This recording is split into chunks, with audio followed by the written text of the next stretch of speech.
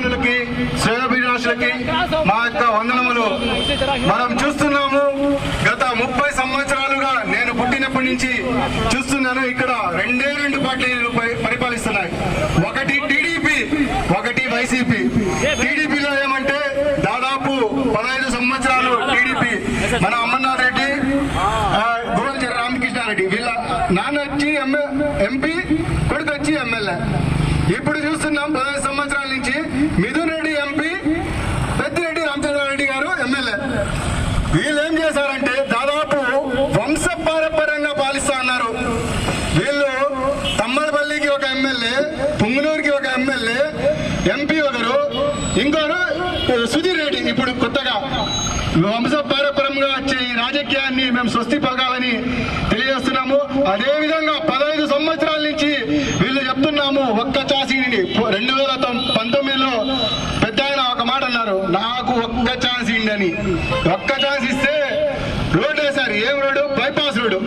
Bypass road వీళ్ళు కొంతమంది గుండె చీల్చుకొని చెప్తా ఉన్నారు, మేము అభివృద్ధి చేశాము, మేము అభివృద్ధి చేశాము. అయ్యా, అభివృద్ధి ఏమన్నా మీ అప్పగారు సొత్తా? మీ డబ్బులు ఇచ్చి చేశారా? మా డబ్బు మేము ట్యాక్స్ కడితే కట్టారు, మీరు అభివృద్ధి చేశారు. ఎవరప్ప సొత్తు కాదు. 15 సంవత్సరాల నుంచి మీ దోచుకున్న డబ్బు అది, మా డబ్బు అది. ఒకటి గుర్తుపెట్టుకున్న ప్రజలారా, వీళ్ళంటా ఉన్నారు మేము రోడ్ వేసాము, మేము కాలువ వేసాము అంటే వాళ్ళ అబ్బ జాగి వాళ్ళ ఇంటి నుంచి తెచ్చేసారు.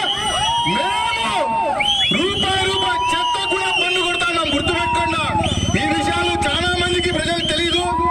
మేము చెత్త కూడా ట్యాక్స్ కడతా ఉన్నాము, ప్రతి దానికి ట్యాక్స్ కడతా ఉన్నాము, హౌస్ ట్యాక్స్ కడతా ఉన్నాము, వాటర్ ట్యాక్స్ కడతా ఉన్నాము.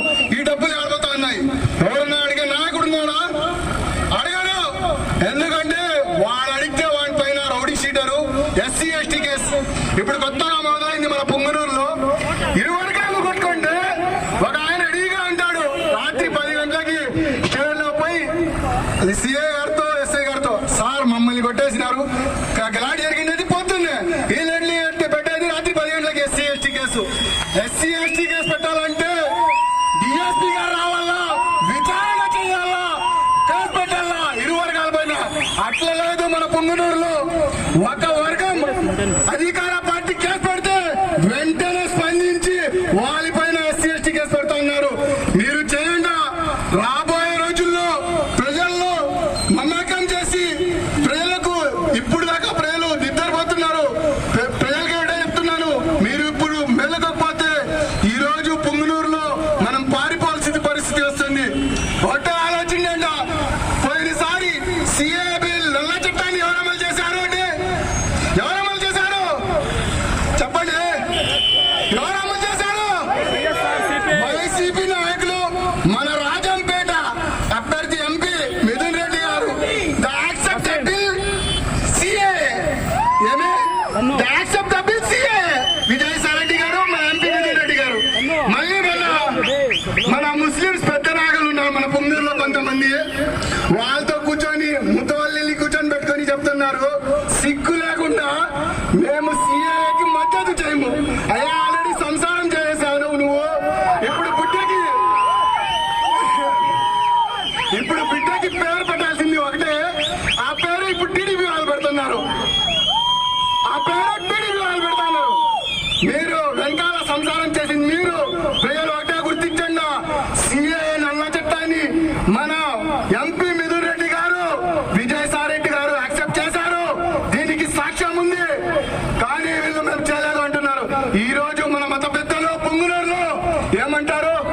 మనకి సపోర్ట్ చేస్తారండి. ఏం సపోర్ట్ చేస్తారు? వాళ్ళ వల్ల మీరేం చేశారు? పుంగనూరుకి 40,000 మంది ముస్లిం మైనార్టీలు పుంగనూరులో ఉన్నారు. 40,000 మంది మైనార్టీల్లో ఎవరు వితంతులు ఉన్నారు, ఎవరు వికలాంగులు ఉన్నారు, వాళ్ళు చూసి ఇక్కడ ఎన్ని పెళ్లిళ్ళు చేయాలి ఆలోచించండి. ముస్లింస్ కి ఏం చేయాలో ఆలోచించండి.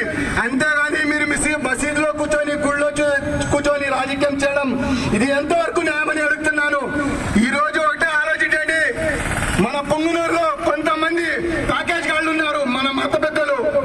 దాదాపు 2 కోట్లు 2 సంవత్సరాల నుంచి తీసుకొని పుంగనూరు పట్టణంలో ఏం చేశారండి? ఏమీ చేయలేదు. 3 కోట్లు తీసుకున్నారు.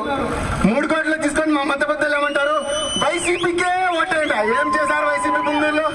టీడీపీకి ఓటేయకూడదా? ఎల్టీపీకి ఓటేయకూడదా? ఏమండి, అన్ని పార్టీలకి అన్ని సమాన హక్కులు ఉంటాయి మీలాగే. కానీ ఒకటి గుర్తు తెచ్చుకోండి ప్రజలారా, మనకు కావాల్సింది ఒకటే, సిఏ నల్ల చట్టాన్ని వ్యతిరేకంగా పోరాడేవాడే నాయకుడు కావాలి. 4% రిజర్వేషన్, ముస్లిం రిజర్వేషన్ పోరాడేవాడే వ్యక్తే కావాలి మనకి. ఈసారి మరి ముఖ్యంగా హిందూ సోదరులకు ఆత్మీయంగా సమానంగా కలిసిపోయే వ్యక్తే కావాలి. అలాంటి వ్యక్తి ఉన్నారంటే మన పుంగనూరులో కేవలం మన కేఎస్ అన్వర్ బాషా గారు ఉన్నారు. మన ఎస్డిపిఐ పార్టీ ఉంది. ఎవరికి ఏ ఆపద ఉన్నా ముందు వరుసలో ఎస్డిపిఐ